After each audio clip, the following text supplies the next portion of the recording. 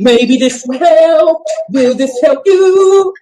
Don't forget the maybe, baby. Don't forget the maybe, baby. All I'm saying is we need to get the studio. It's showtime. Welcome to another episode of Maybe This Will Help.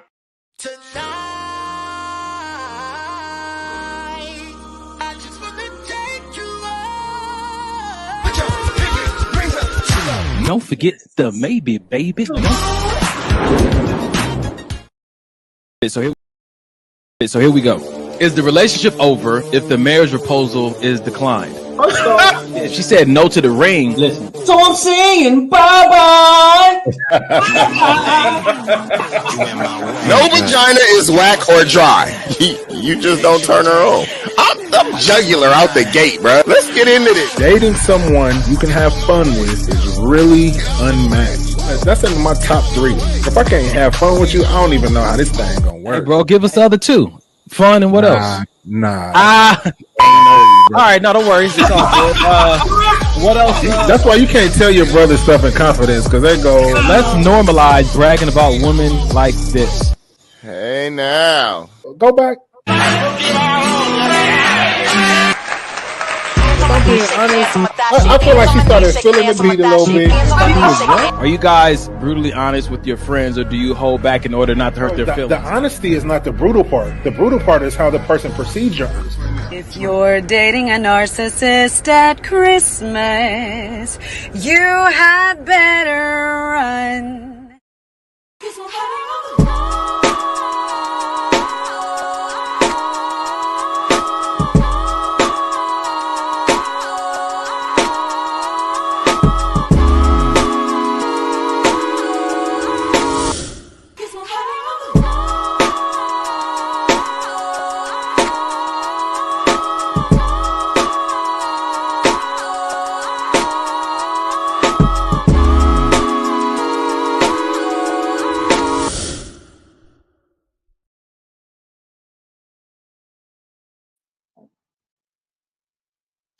Oh, hey there. Welcome to another. I thought you was gonna get me. Hey there. Tony running into you here. Right. Hey, sometimes that slaps a little bit harder though. Real talk. Yeah. I think tonight I was feeling that. I mean, honestly, can I play it one more time? Please do. For those of you who don't know, we're gonna come right back. But we had a in-person episode of Maybe This Will Help the podcast, and this is just a snippet of what that night looked like.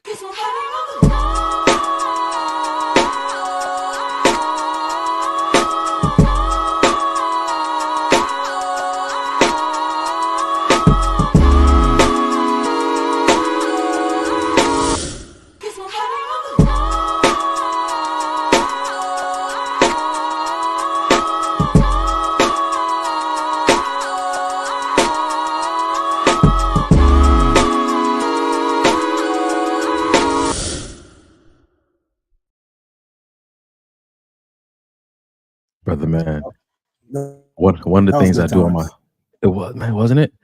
One of the things I do on my Sabbath, I go through old videos and old pictures on my phone and just kind of relive those moments. That's why I call them like my own little personal time machines. Yeah. That was a fun night, man. That was a fun night. Yeah, not one to be forgotten, but one to be repeated at some point. At some point, we got to do it again. Yeah, we got to do it again. While we were with a twist. While we were coming, of course, always with a twist. We can't give them the same thing. We got to give them something to remix or something. Was it? Oh, I think it was last year around this time, right? I think it was. Wow. Yeah. Carrie, did you go? Wow, Mike. You got all the dates, but were you there though? Ladies and gentlemen, welcome to Petty Pendergrass podcast. Yeah. Petty for petty, Yeah. petty for petty. Neck for neck. I added, for sure. I added that one that says earn her softer side. I just added that. Earn her what? Earn her softer side. Oh, you added to the where you added it to Gang Gang? No, I already added it to the It's a video? No, it's just Oh, I see it. Yep. Oh, we got we got some topics tonight, so let's do this. Ladies and gentlemen, welcome to another episode of Maybe This Will Help the Podcast. We're giving you that relationship talk you can relate to, the good, the bad, and the alimony. Two brothers on here, maybe three, maybe four, just sharing their experience with relationships, not to convince you, just to share, let you hear what our brother conversations sound like off screen. We're giving you a preview of what that looks like. Sometimes you benefit from just being a listener. But if you do want to participate, you can always just jump into the chat. If you have something of value to add, boom, jump in there like that. That's my sister saying hello, family. What's up? Y'all shout her down. Maiva, where your Cash App at? Maiva's birthday is on the 13th. Hey, yeah, her birthday is the 13th. That's my sister. That's my second mom. She was born on Friday the 13th. We always say that explains a lot, but yeah. Yeah, Maiva, aka middle name, life of the party. Oh, for sure. Always a party when mine comes around. Come on, man. There's no doubt.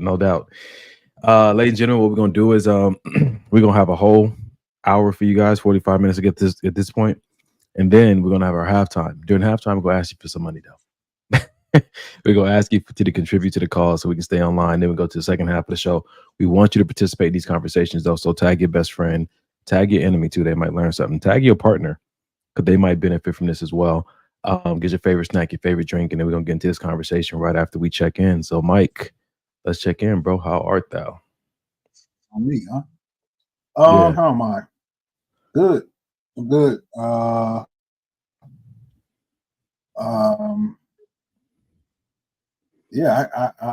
doing good. Good in business, good in work, good at home. No real struggles this week besides with being busy and carrying a full plate like 95% of the time, just working on, again, kind of like I say every week, just prioritizing and being more diligent about writing stuff down, not necessarily whether it's in my phone or setting a reminder or an alarm, because I'm bad at, I'm supposed to do that. I'll just keep it in my head and magically remember. And I'm coming to, I'm not even coming to realize. I realize that for me, it's too much. It's too much to try to just keep in my head, whether that be with work, appointments, friends. Like we had Dub's thing on Saturday, double booked with a party that Denim had to go to in the morning. So it's just been trying to like really be diligent about, because with priority, there has to come organization. You can't say I want to prioritize and not have no organization, no blueprint of how you're gonna do that. You can't just say it. You gotta have like a legit blueprint on how you're gonna prioritize. So just working. Man, that's good. Intentions are great, but capacity is king. Organization. Right. Come on, man. That was a good word, man. Conviction. You sound your mic sound. You sound like you on a late night type of vibe, bruh. If you I put glasses on right before the show because these bags under my eye are serious, bruh. I'm like, man, let me cover up as much as I can. Bro, like I say sometimes, man, I'm not even under the bed. I'm in between the mattress and the box spring. Like I'm just, I got a massage. Shout out to Zoila. I need to put her information up. I haven't gotten a mobile. She comes to your house, right? But I haven't gotten a massage from her specifically in like 2 years. Yeah. Boy, she told me, she was like, "You're gonna sleep well tonight. I promise you." I've been sleeping, work days, I sleep 6, try to get 7 hours. On a weekend, I'll get a solid 8. My body wants to get up. This woman, I'm telling you, man, I slept 10 with ease. No problem. 10 with ease.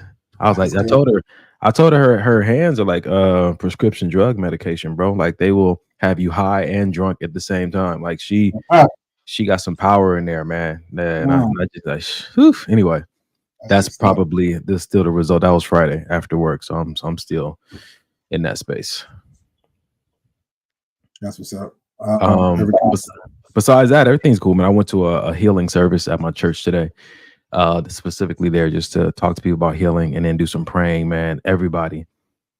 I think almost everybody got prayed for in that building, and the building was packed, plus the flow over, you know what I'm saying to you. So it was a solid day, man. I went to the gym afterwards just to clear my head and kind of let sink in.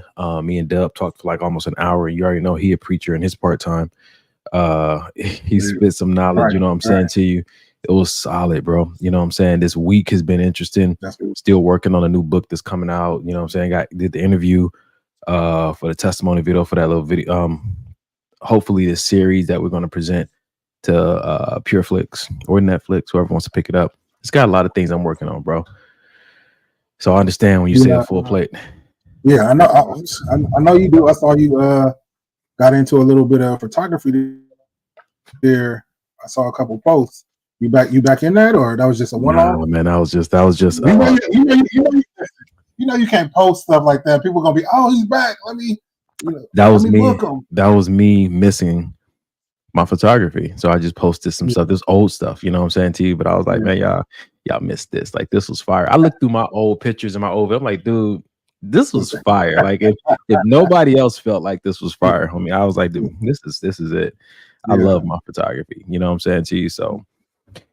That's what's So hopefully, you know, we'll see. You know what I'm saying? Like, again, if I wanted to get back into it, would I have the time? I'd have to get real organized with some things. So yeah, man. Besides that, we see y'all in the building. Rachel was popping. Christopher was good. Pookie, I will send you her information. She's open. McJellen, remember, today is my second birthday, bro. So because all my family's birthday is in December, like grandparents, cousins, sister, mom, they gave me I guess an honorary birthday in December. So my birthday's April 10th. They gave me December 10th as well. So yeah, today is my birthday. When's your birthday, Mike? Since you're only talking about shouting yourself down, go ahead, bro. 15. Come on, did you forget? Real quick. It was quick though. Okay. It's quick though. Okay. I was about to say, like, because I struggle with remembering people's birthdays. I remember Joe. I say this, brother. Yeah. So we'll hold down. We at the 15th, right? So do we have another show before then? We don't. No. So we're gonna have to make that next show your birthday episode if you're gonna be here. If we're gonna be here tonight, we're gonna put Mike's Cash App up. That's it. Share the wealth. All right, ladies and gentlemen, we're gonna get into this tonight. We got some good stuff to discuss with y'all. So, Mike, you ready? You want to do a video? Or you want to do a post first?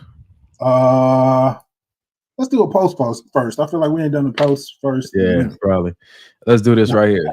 Stop thinking you have to have a Coke bottle shape. Men love Gatorade too. Let's talk about it. Man, why are you shaking your head? Because it's so unfortunate that society and social media have lied to these women and make them think that they need to, have this hourglass, super flat tummy, super big boob, super big butt in order to get the kind of man they think that they want. When in all honesty, I go for curves. I go for a little bit extra. It's kind of like my thing a little bit. So, and I know most men do. That's the thing. So what I've noticed is, the hourglass is cool to look at. It's cool. It's cool. But what I prefer in my arms and in my bed is not necessarily that. So I think women need to really realize, like, it's great to go to the gym. It's even cool if you go and get it under the knife. But are you getting it to try to impress or get like a guy? Because if that's the case, I don't know. You may not need to. You might not need. So here's where I'm at with it, bro. You don't have to have a Coke bottle shape. Men love Gatorade too. As comical as it is, right. I think what I've learned is that, man, the shape tells you so little about the impact she's gonna have on your life. It tells you so little. My background in photography is in the fitness world. So I used to do photo shoots for a lot of fitness models, right? And so then you see the fashion models, you know what I'm saying? The urban ones who are more curvy and stuff like that. You see the slender ones, like all different shapes and sizes, colors and stuff like that. Listen, I love them all, but the look tells you very little. This is where I came up with that phrase. I was telling my nephew, some women are just good to look at. That's it. Don't touch, don't talk, don't engage, don't take in under your wing, don't partner with. They just nice and just admire that and thank God for making something so beautiful, but know the difference between someone that's nice to look at and someone that's nice to do life with, right? And so I think that for me, you know what I'm saying, unfortunately, you know, saying some of the cultures and societies that some people live in, they feel like they have to, right? You know what I'm saying, go underneath the knife, or they have to go to the gym for the wrong reasons, right? Just like some guys, you know what I'm saying? We just in the gym, we on creatine, you know, taking steroids, you know, TRT, doing everything because you don't have a dad bod. When women are constantly telling you that, no, we don't mind that at all. So I think that what both sides of the coin, men and women both need to do is understand that, listen, to be healthy, that's it. You know, be healthy in your body. Have a shape. Healthy don't have a shape. Be healthy in your body, be healthy in your mind. Yeah. Be healthy in your emotions, be healthy in your spirit, be healthy in your soul, right? Be a holistically healthy person, because what's going to draw in and keep a person, right? And I'm not saying make a person settle, you know what I'm saying? But when you just operate in the optimal version of yourself, you just in this health space. I've seen it over and over again. I've seen some people who just looked like a sack of potatoes, right? You know what I'm saying? Men and women, right? But then they decided one morning they was going to do something different and their body took a whole new different kind of shape, right? And it's just like, you just never know. So I don't think that's a good tool to like bank on, like, yo, I'm choosing her because of this. That's so fleeting. It's it's going to change, you know what I'm saying? Men and women. And I what's crazy is sometimes even men, I speak from a man's standpoint, we tend to pick these women who have this, even if we're talking about being healthy, we pick these women, oh, she looks healthy, she looks like she's in shape, so I'll go with her, not knowing that there's, I'll even go as far as to say overweight women that are healthy. You know what I'm saying? Yeah. And sometimes we tend to judge that book by its cover, and then not knowing that you may have made the wrong choice because you based it solely on what this girl looks like and what you think she could provide because of the way she looks. A good meal. Even when you say it out loud, it sounds ridiculous. Yeah, I think that's, we've fallen asleep in that arena, man. We've been mesmerized by, it's like just brainwashed. Look, I love what Kiss Man said. I love potatoes. Listen, me too. I saw this video this girl put up. She said, you can't want thick thighs and not be willing to accept some belly with that. Listen. You know what I'm saying? Listen, get the whole meal, like side orders and everything. I think that we really had to ask ourselves why do we really have to have that, you know? And I'm not hating on nobody who's saying like, yo, this is what I need, because some people may want, like, this is why, you know, my homegirl told me some girls only dating guys 6 foot and above because they in their plan for their life is their children are going to be professional athletes, right? Basketball, volleyball, and so that's important to them. They're being strategic with it. I get it, you know what I'm saying to you. But for those of you out there who are struggling with trying to make your body do something that it doesn't naturally want to do, just understand that you're good. I'm not talking about bettering yourself. I'm talking about trying to make your body do something that it doesn't naturally want to do. Yeah. You might be good. That's all. On top of if you're doing things because you have an esteem issue, don't think that, because what happens is I'll speak from experience. What happens is we do these things. I said I'll speak from experience. I was doing these things, going to the gym. This is a couple years ago, going to the gym, from the kind of car I drive to the amount of money I made, thinking that these things would make me feel better and raise my self-esteem. Yeah. For a little bit, it did, but then you find yourself falling back into that semi-depression of not feeling worthy, not feeling good enough. I'm like, man, I got a nice car. I got the job. I've been in the gym. I'm looking good. Why do I still feel? Because you're putting Band-Aids where you need a whole damn surgery. Yeah, you know what I'm saying, and that's what we tend to do. Doing all these things as far as physical to make ourselves feel better on the inside is never going to work. Let's talk about this depression component, though. I think that the idea is where depression gets in, because we have this idea how people are going to treat us once we change our appearance, and when that change of our appearance happens, but the change that people don't change how they treat us, That is Right. the most discouraging thing, because you thought you figured it out. You thought, I know Right. exactly what's going to change this: the car, the body. You get the car and the body, and nothing's changed. Like, well, what is it?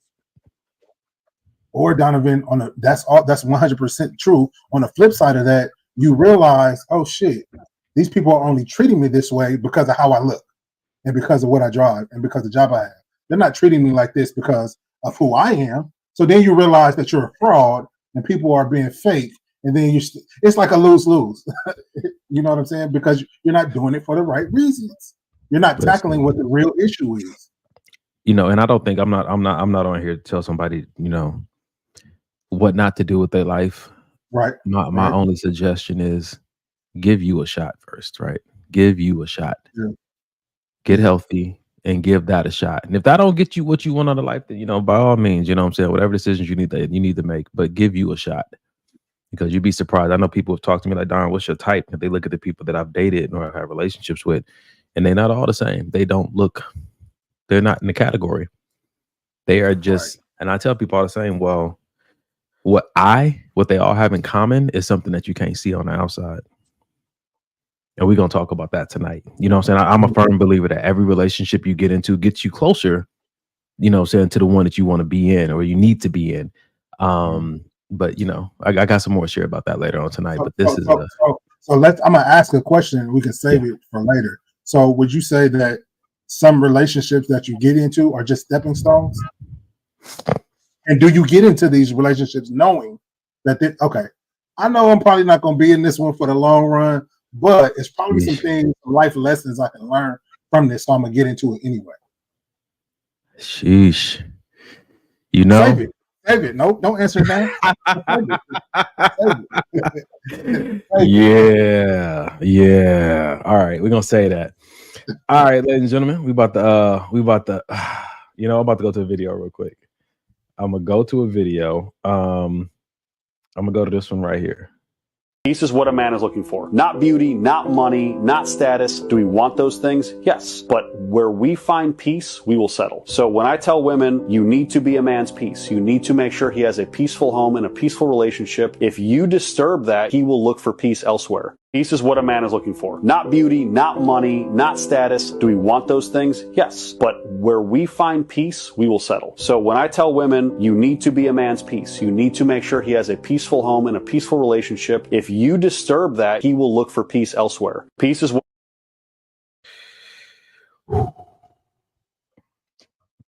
I'm twofold. I'm half in, half out. Pause. And I say that because I don't. Fix I don't believe. Talk to me. I don't believe that.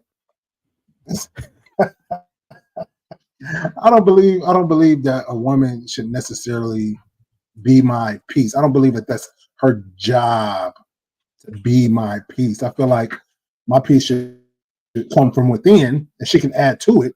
But I don't feel like it's her job to come into the relationship and say, hey, if I want to keep you, I have to be your peace in order for you to stick around. I don't necessarily believe that. What I do agree with is when he said, looks, status, all of that is great. Do we want it? Yeah. But what we are looking for and what we do want most is peace. If I can come home after a hard day and, it's peaceful, even if she is not here. Mm-hmm. Just a peaceful home, because I know that she's helping to build this home together. Man, that goes further than a fat ass or even the amount of money she makes. So I feel what he's saying on the word settle kind of is cringy. I wouldn't say I settle, but it's certain things that we may allow to slide if this woman adds to the peace in your life. 100%. So this is a conversation I've been having with myself and one of my other close friends about this whole peace conversation. I've been watching it progress through history, right? The first thing I remember is someone said, like, be his peace. And then someone said, later on down the line, be at peace with yourself. I'll create my own peace. Be at peace with yourself. And then I heard someone say, just don't disturb his peace. And I'm watching this matriculation of how the benefit of a relationship is changing over the years. The perceived benefit of relationships, the perceived benefit of marriage is changing over the years. People used to want and hope for so much, and now we're just kind of falling back. And like, I'm gonna create this on my own. I'm gonna create this stability on my own. I'm gonna create, you know what I'm saying, this peace on my own. I'm gonna create all these things on my own because it was so hard to find it out there. And so now we went from like, yeah, be my peace, baby, which was, you know, applauded back in the day, right? To be like, you know what? No, it's okay. Be at peace with yourself and I'll have my own peace. Like, man, that's still a little too much to ask for. Okay, just don't, we can be together, but don't disturb my peace. Like, you see yourself just settling lower and lower and lower to a standard, and it could be a cultural situation. But I recognize that when I talked to Errol today, he was saying how relationship and a marriage is really two people serving each other, right? Yeah. And he says that if I'm serving you and you serving you, then who's serving me? Why we should be trying to outserve one another. And it makes me think about, I can have peace within myself, right? That is sufficient for the single life, the single man that I am pursuing purpose. But there's an additional or an accelerated or an expanded type of peace that's going to be necessary for a marriage and for a relationship, that we both should be not just having it for ourselves, because the kind of peace you want to have for yourself requires you to do certain things, right? There are certain behaviors and things that you do to make sure you have peace. But if you want your partner to have peace, then you're intentionally not doing certain things so that you can make life a little easier for them. That's what I think it means to be his peace. Like in this environment, in this battlefield, in this arena, like, don't make this more challenging than it has to be, and vice versa. You know what I'm saying? I've never heard anybody, I've actually never heard this, any post somebody say like, men be her peace. I've never heard that. I've heard in private conversations that women be like, yo, you bring the peace to my storm.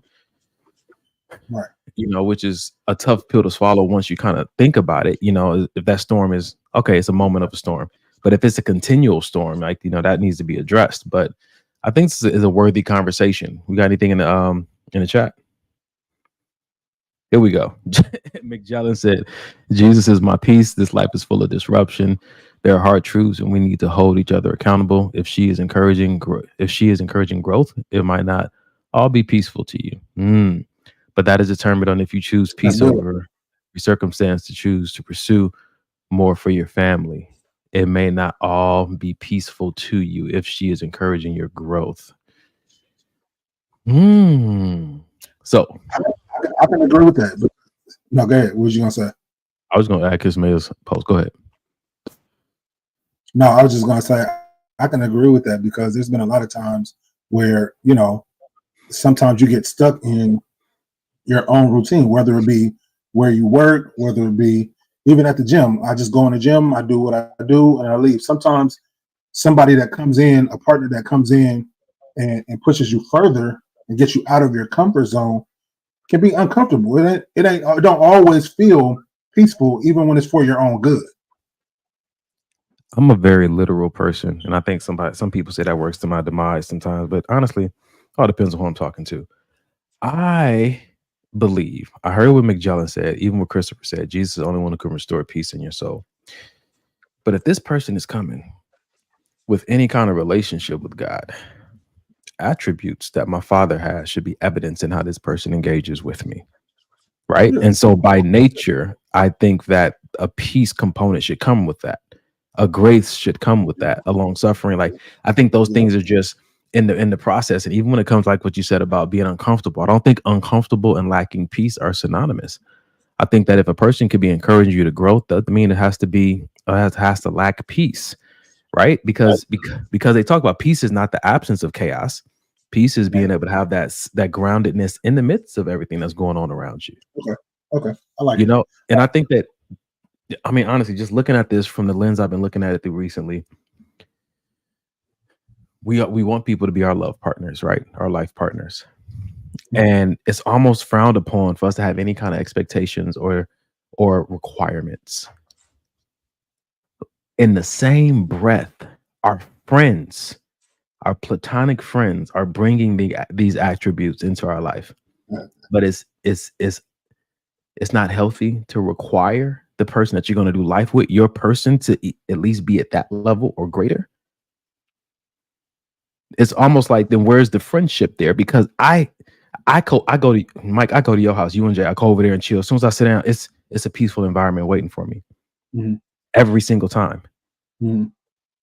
I've grown accustomed to that. How am I going to come home and not have that and be told that you can't require that? But I have friends that if I go to Pookie house and Pookie gives me a hug, it's a loving hug every single time.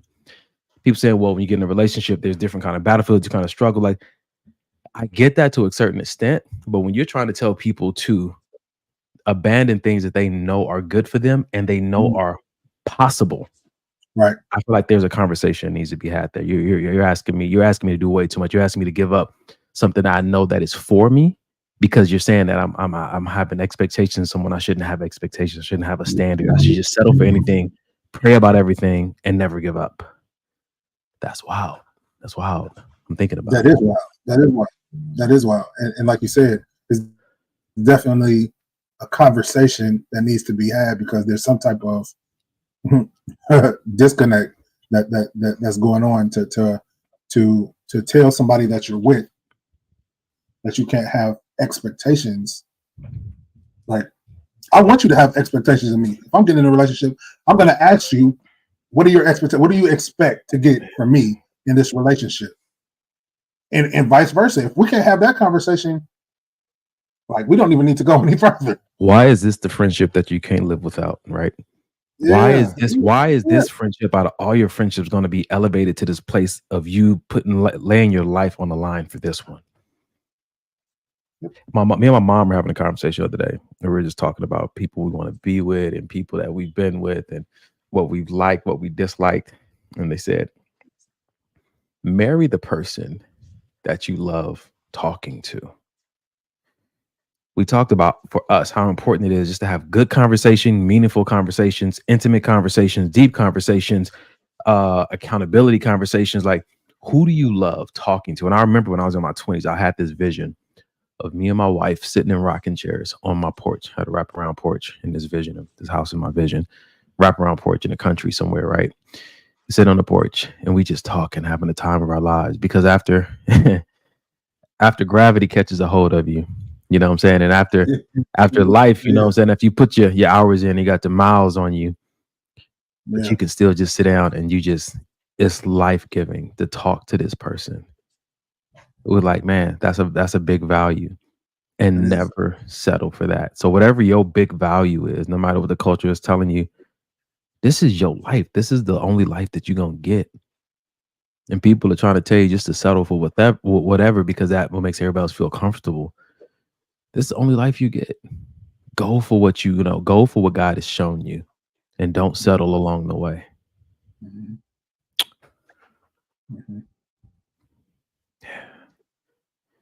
Christopher said, I believe we pray into our assignments, pursuits, and goals. As we go forward, opportunities will show up, but challenges occur because when we are being shaped, molded to change, we must allow growth through pain, because our need for healing is revealed through our pain and numb areas inside. So that's why consistency, to focus on God and let him lead.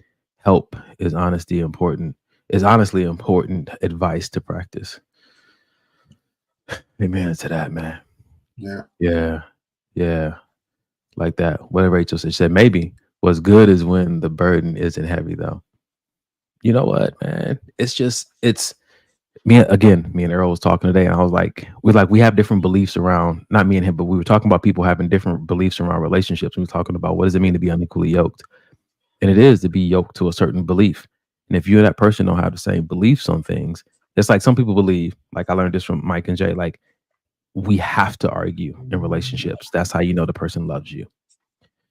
You want to go ahead and testify, Mike? Oh, yeah. So Janae and I have been together, I don't want to say, see, you put me on the spot. I don't want to say the wrong year. I'll say 4 years. I'm sure she'll chime in if I'm wrong. So we've been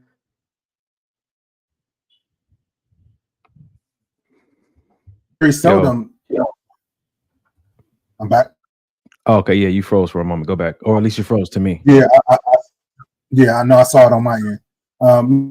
Yeah, so we've been together 4 years and we've never had an argument, and very seldom do we disagree. But I just feel like that's the environment that we chose to create.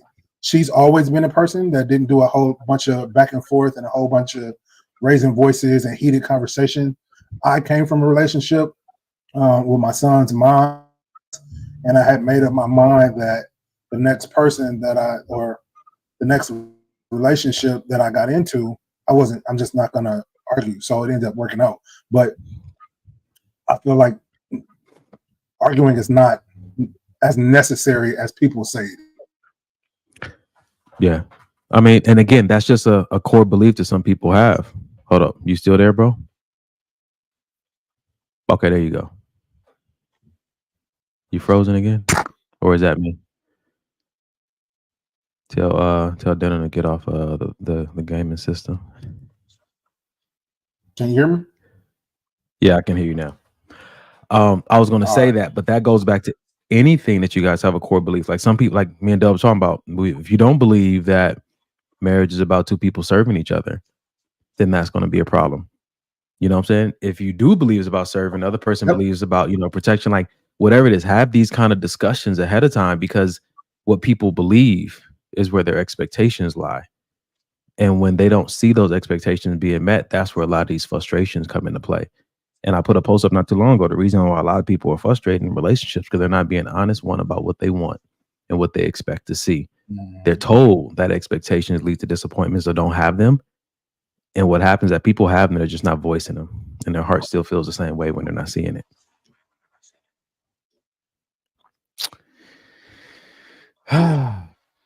Yeah. All right.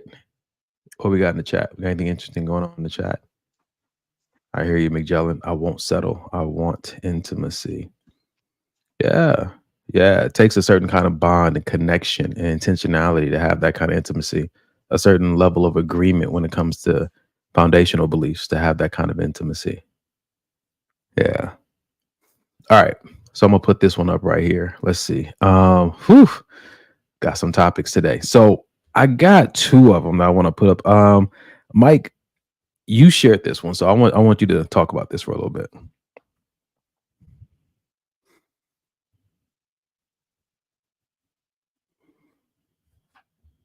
You muted, good sir. That's funny. Yeah, I actually saw that right before we hopped on, and it just, I don't know, it just felt like a stab in the side, like Erner starts. Talk about it. Talk about it. So, earn her soft side.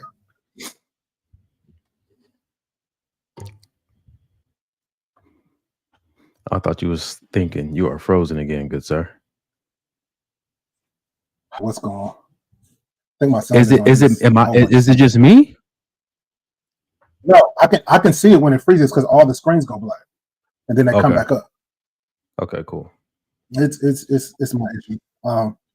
Nah, so yeah, no, I'm not gonna try to earn that. If that can't be freely given, then I don't want it. Because I'm not making you, when we're getting into this relationship, I'm not making you earn anything from me. I'm gonna be my authentic self. And I earn something, if I have to do things to coax this softer side out of you, I mean it's already there and you're just not giving it to me. For whatever reason, whether you've been hurt in the past, whether you know what I'm saying, your dad raised you to be a certain way until he gives you XYZ, whatever it may be.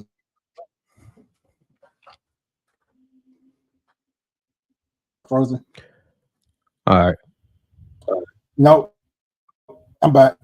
If you don't want to give me that freely, then yeah, if you don't want to give me that freely, then I'm not gonna jump through hoops to get it from you.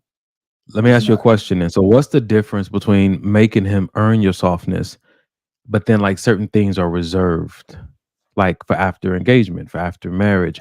What about, is there a difference between making him earn it and then saying, I need to verify what kind of person this is before I open myself up in a certain way? Because I can be very emotional at times, but I will hold that back until I see this person as a safe person. Is that the same as making them earn it? I personally feel like that's two different things. Okay. Because if I'm hearing earning, to me, it's taking me to work. So I got to go and work to get this, to pull this thing out of you. It's not, when I hear that, I'm not thinking that it's, and of course a conversation should be had when I hear that, but I'm not thinking that it's something to where it's like, I'm feeling you, I'm getting to know you, but right now I think I should reserve this. For instance, sex. I'm going to reserve this before I go any further with you. To me, the softer side of a woman, if she's reserving that, like I said, I'm feeling like maybe something that's happened to you in the past that's causing you to not want to show this right away. And I get that, but a conversation needs to be had before you expect me to jump through these hoops. We can talk about it, and hey, it may be some legit trauma to where I'm like, oh shit, I get it, I understand. Let's take it slow. If I need to, bump my brakes a little bit so you feel more comfortable, if it's worth it, I don't mind doing it. But to just expect that off top, I don't see it. I don't. It's interesting though. It's a way, it's a standard that some people have been raised in. And again, if you guys don't have agreement at that, this is something I learned in premarital. Well, I learned this after the premarital counseling. Communication doesn't fix everything. Communication is a revealer, right? And some things you're just not willing to bend and budge on, and some people will fault you for that. But here comes the conversation, right? The conversation was the advice that we give people, or the insight we give people on how to do relationships. Should it be different for those who are 20 versus those who are 40? Because the idea here is that by 40, some people have lived enough life that they know themselves more. And so who they found out that they are through life experiences or through God, they're more solid in who they are, versus in your 20s, there's a tendency to still be trying to find yourself and figure yourself out. So there's this guidance that you need to be pliable and flexible and accommodating and compromising. But when you start dating in your 30s and your 40s and your 50s, and you're recognizing like there's the longer I live and the closer I get to God, the more aligned I become, the fewer things I'm willing to compromise on and accommodate, because God is grounding me and aligning me so deeply that if I get with a person that wants to change something about me, they're actually trying to undo something that God's been working on for years. And I'm wondering if there needs to be a different approach in how we, guide people who are in their 20s versus their 40s, even though I know 20s and 40 doesn't necessarily determine a person's maturity or clarity level. Yeah. So for me, looking back at when I was dating in my 20s, as opposed to me dating now, it's two different people. I didn't, like you said, I didn't have self-knowledge then. I didn't know why I was doing certain things. I was just doing whatever the hell I wanted to do. I was out my parents' house finally, and that's all I knew. I was just trying to be in the streets. So even if someone would have told me, hey, down the road, you can avoid all of these traps and all of these heartaches if you just start moving this way, I wouldn't have listened at that age. I wouldn't have listened. I was already in my own, feeling myself way too much. And I think for men, I think a lot of men in their early 20s have that idea of, okay, I'm in the world now, and I'm a grown man, and I can kind of do what I want. I can make my own decisions. I can make my own choices. Yeah, mom may not agree with it, but I'm a grown man. I can do what I want type of mentality.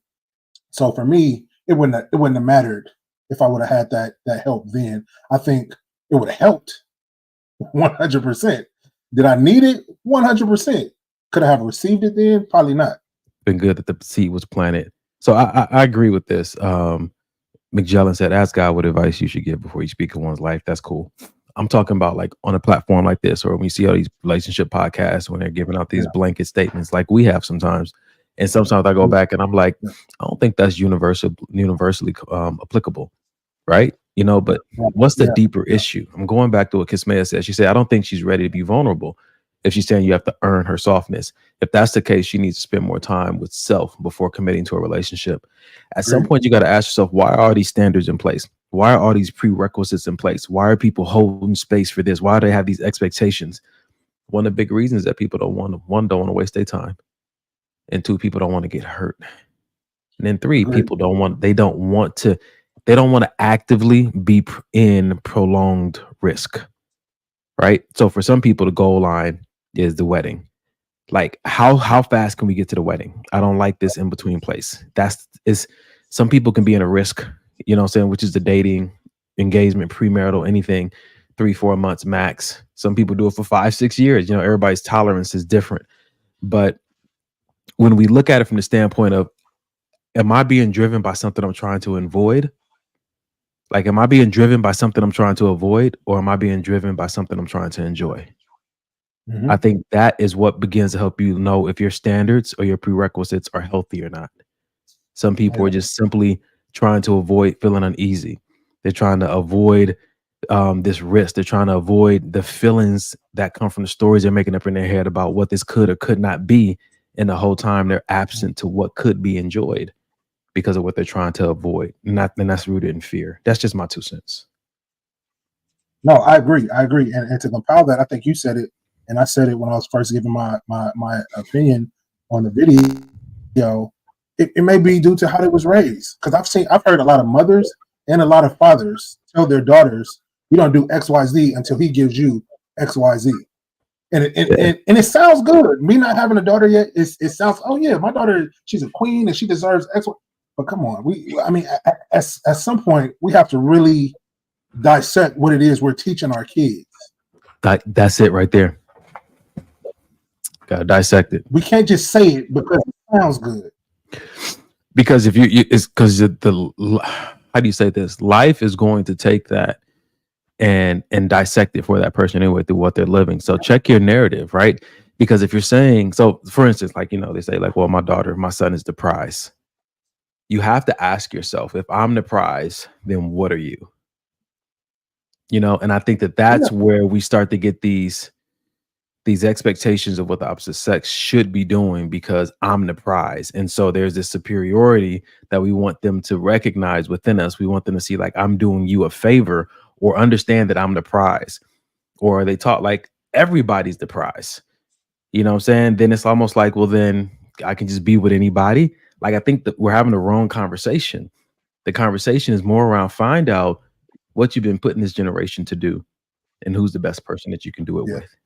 When I say best person, who can help, who can you to help each other keep the load light, keep the focus clear, keep the movement enjoyable, keep the growth consistent. Who do you want to like hold hands with in the best days and the worst days, right? Like going in the same direction. I think it's not about who's the prize, right? You know what I'm saying? Because God, my man, marriage is built for God's glory, right? So it's about his pleasure. And I think that is where we start to just be like, okay, let me focus on what it is that God wants. But then a lot of people say that God doesn't get involved in relationships. He doesn't get involved in who you're going to choose. You choose whoever you want. It's so like complexed for some of these simple phrases that I've even said over the years. It's so complex. And I think that's a better approach. I don't know. Just talking about what I'm talking about, man. All right. So if you guys just joining us, this is what Mike wanted to talk about, earning her soft side. Mike just said, how much would it take? A lobster and steak dinner. How much would it take to see your soft side? And until we get there, and until we get and until we get there, am I getting your hard side? Pause. Wow. Like, until we get to earning your soft side, are you going to treat me like you my homeboy? Like what are we doing here? Because why would I want, even if I decided, okay, I'll play the game, I'll try to earn it. How long do you think a man is going to earn whatever that may entail for that woman if you steadily treating him with this hard exterior? Chris, I got 4 months kind of dude. Listen, come on, man. You know what I used to? I told you guys back in the day, I used to date for 3 months at a time because I found that people they were stuck in relationships. They didn't know how to exit. Everybody knows how to get into one. Nobody really knows how to get out of one.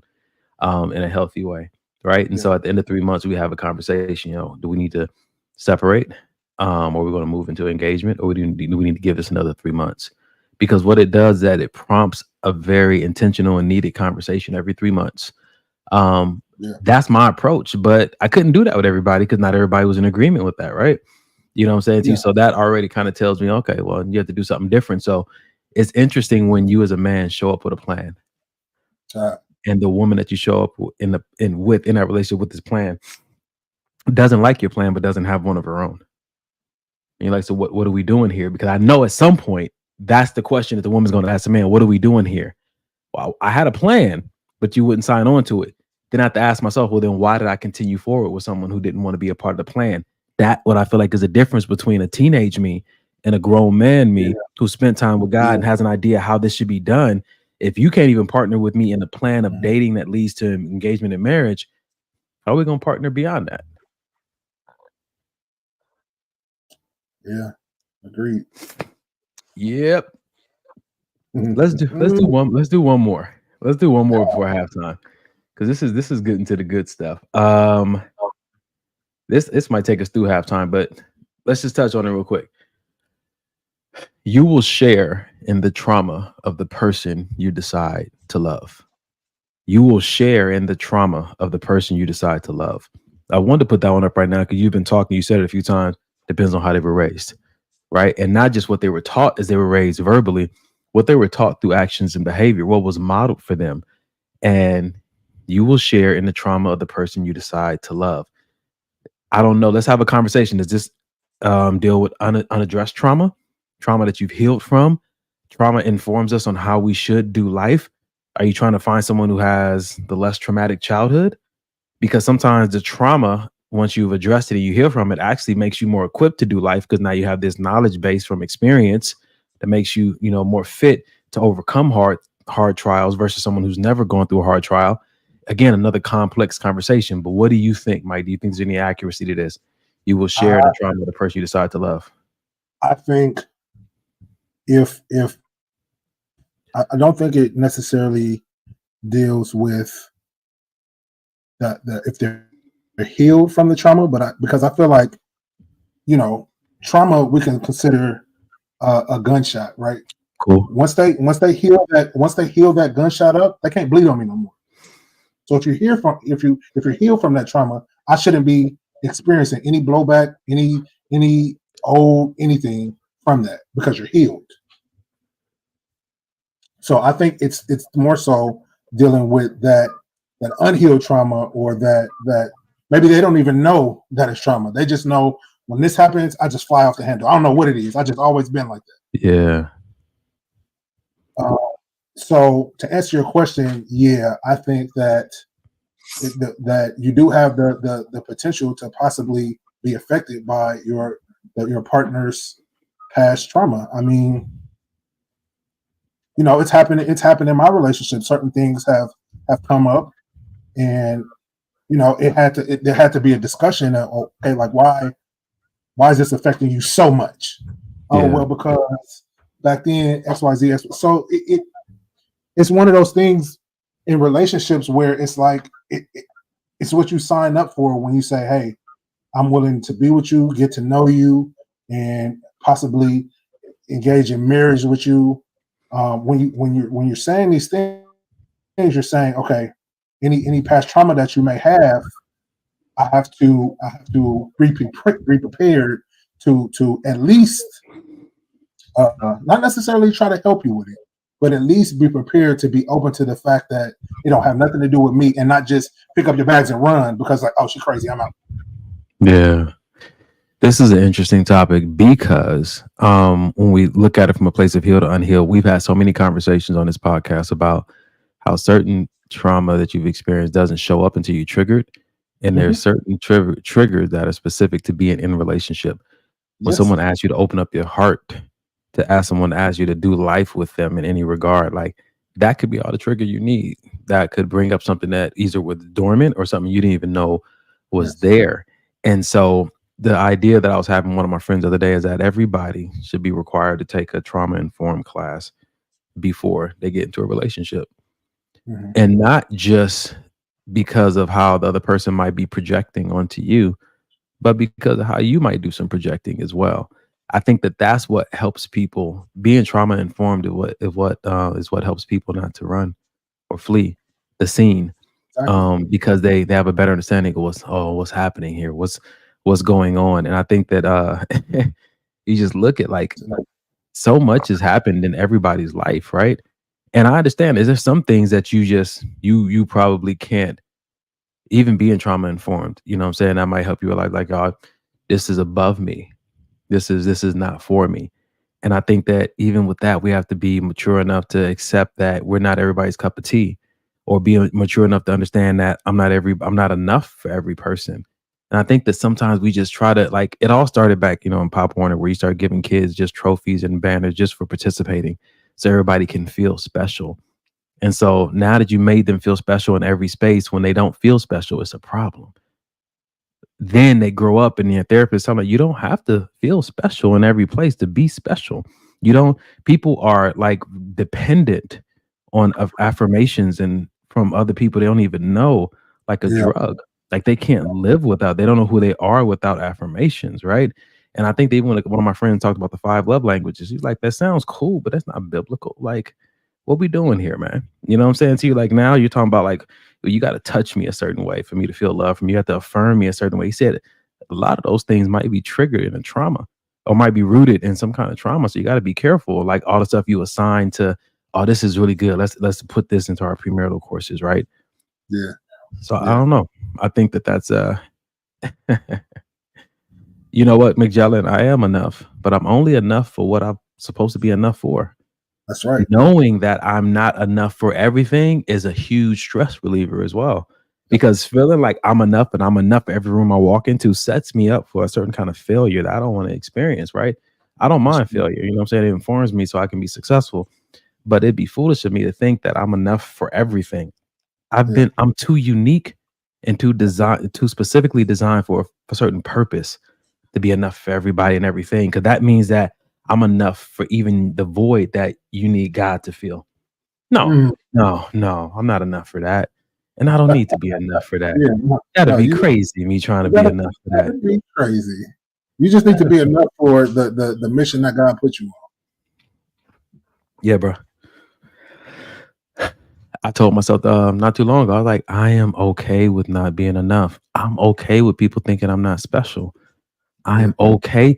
I'm so okay with that I was talking to one of my friends about it, that before, when I was younger, like I needed it. I needed the stage. I needed the spotlight. I needed the applause. Literally. Man, I'm so good.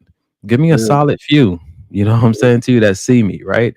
That I don't have to continue to explain my soul to. Like, I'm straight. You know what I'm saying? When I recognized that my vision board from the past was built on me trying to recover from things that happened to me in my past. It wasn't about me trying to build a future. They call it a vision board, where you're trying to go to, but it really is a repair board. You were trying to acquire all these things to fix what happened to you in your past. It had nothing to do with your future. Wow. That's good. Past is behind you, man. Keep moving forward. That's it. Man. Bring them out. Bring them out. Ladies and gentlemen, we're going to let Mike take over here. What you got for us, Mike? Oh, man. What I got? Besides having to go to work tomorrow? Man, not much. Anyway, ladies and gentlemen, it's halftime. If you guys are not already following our social media platforms, please do. Maybe this will help the podcast on Facebook, Instagram, and YouTube. Please like, follow, share, tell somebody about it. Even if you want to repost some stuff that we put up, if you want to repost that, please feel free, man, because at the end of the day, all we're trying to do is help. We're not trying to change nobody's mind. We're not trying to say we're therapists or psychologists. We're just sharing our own specific stories and in hopes that somebody can gain something from, and what we learn from them, and hopefully somebody can gain something from those as well. Straight up. If you have any small businesses, gonna take him off for a second. Ladies and gentlemen, Mike's birthday is on the 15th. And so what we want you to do is do something special for this man. Listen, if you're not following him, I know we usually make it about the podcast. Listen, he got 3 different pages, right? I am Michael David. Go there, follow his modeling page. If you know any connections in the industry, send them that way. Send him their way. Put in a good word for him. My grandfather always said, it's not about who you know, it's about who knows you. Make this brother known in that industry. He has what it takes. Check out his videos. Check out his pictures. He's got it. He's gifted. Also, if you need some kind of printing services done, this brother owns a company called Stoic Printing Services. Listen, he's a hustler. He got a regular day job. Don't nobody know where that is, but we believe he has a day job. Then he got like 3 side hustles. This is one of them. Stoic Printing Services. All your printing needs. He printed out some stuff for my company that I work for. He's done some stuff for me personally. Like, you see some of the stuff branded, the MTWH. Like, that's him. You know what I'm saying? Hats, T-shirts. He'll come to your place if you have a storefront, put the signage on your window. Like, he does all that. You find out what else he does. Just go to the Stoic Printing Service. If you know anybody who's getting their printing done somewhere else, tell them F that. Go over here to Stoic Printing Service to see your boy Mike. Also, party rentals. This is another thing he's partnered with one of his really good friends, Baden Rentals. Your ultimate party source. So jumpers and stuff like that. Listen, it's the time. It's always a good time to celebrate something. So go ahead and go over to Baden Rentals. All this is on IG. Go hit him up. The best way to show him love on his birthday is to support what he's up to. Support what this brother is up to. If you appreciate what he does, all these things I just named, he still shows up on Sundays to come and do this charitable work. So we love you, Mike.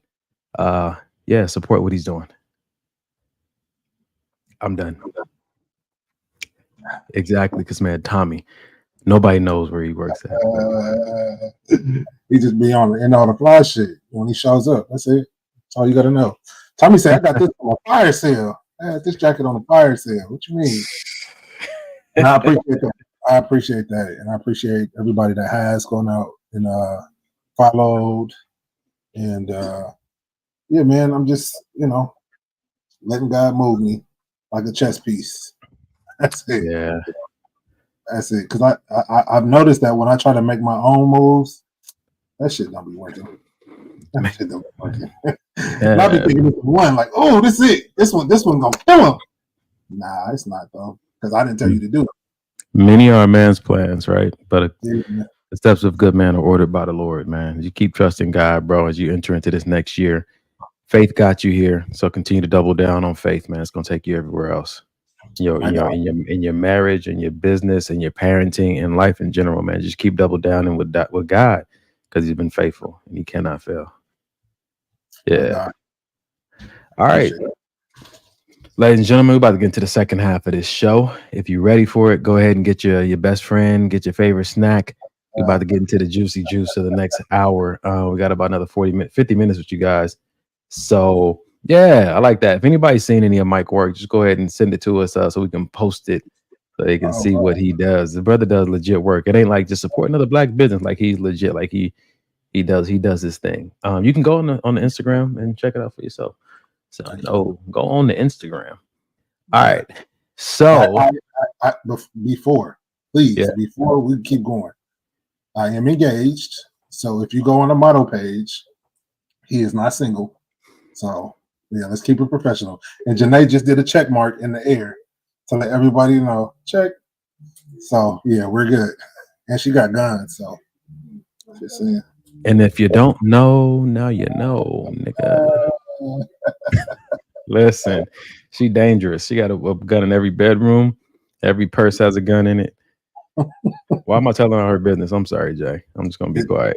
I'm gonna keep it at that. You know she will. So man, Jesus. All right. So all right, Mike. It's so many directions. Let's go here first. You know what? No, we're gonna get this one out of the way. Get this out of the way.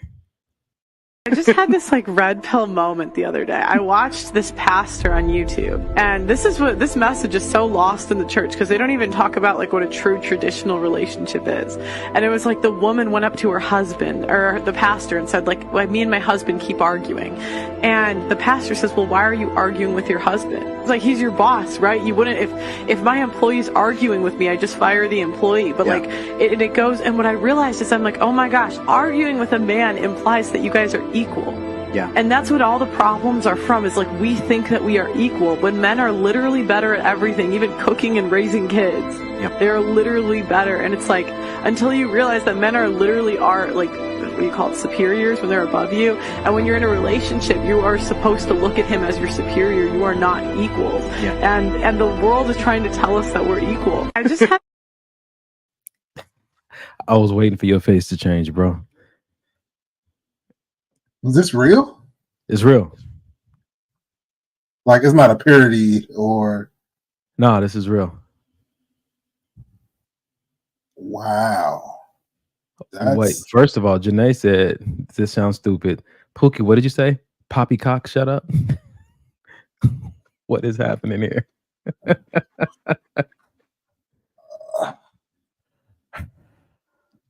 Do you have any thoughts, Mike? Are men better at everything? No. No, Donovan. No, Donovan, I don't think that we're better at it. Do you think that? Oh, okay. I think that there's things that women can do that I can't do, like cannot do. I would never even try to do it. Like you know what I mean? Having a baby. Having a period. Nope. I feel like God made men a certain way and God made women a certain way. I feel like he gave women the things he gave them because they were stronger and more fit to do things that men can't do, and vice versa. I don't feel like any sex is better than the other. I'm really trying to understand, like, she said that men are superior. Yeah, in every way. Ooh, I don't think that was real. It goes deep. It's a deep conversation. I follow her. Well, I don't follow her, but her stuff shows up on my feed. I watch her videos often, and I see some of the videos connected to it. And there's a lot of conversations out here going around. I think some of this one started with this younger girl talking about how you shouldn't argue with your husband, and how a pastor came in and supported that. Like, you don't argue with your husband. That's a no-no. That's not something that you do because of the role that he plays in the marriage, right? And so they were talking about the audacity of a woman to argue with her husband, especially in a traditional sense. Because remember, we were having a conversation on this podcast about how women want the man to take on his traditional role, right? To be this provider and to be these things, but they haven't yet stepped into the traditional role, old school role of a woman, right? But they just want the benefits of the old school man in that regard. And so we're talking about, like, in that frame of reference, there is no talk back. He runs it and you do what he says. And don't marry a man that you're not willing to submit to in that type of way. And so the conversation continues to go on. You know, I'm a listener of it. I'm trying to see, like, okay, I have my opinions up front, but I want to be a learner. Maybe there's something that I'm missing. Maybe there's something I'm not paying attention to. And so, you know, I'm continuing. I thought it'd be good to bring on to hear from you and to hear from the audience as well. But we're hearing what the audience has to say about it, and they don't seem to be too happy or in agreement with it. Yeah, I think that a lot of times, and this is sometimes what keeps people from marriage, and then even sometimes keeps people from Christianity, is when they hear that piece about the woman is supposed to be submissive to her husband. And I feel like that has been blown out of proportion and taken way out of context, because how I see it is the woman, she's only submitting to me because she's submitting to God, who I'm supposed to be hearing from God in the decisions I'm making within the household, in the moves I'm making, you know, in business, everything is supposed to be coming from God, which is the only reason she should be submitting to me. And even with that, it's not saying that I'm ruling her with the iron fist, telling her what to do, and no, you go do this, and you just stay at home and clean. That's not what it's saying.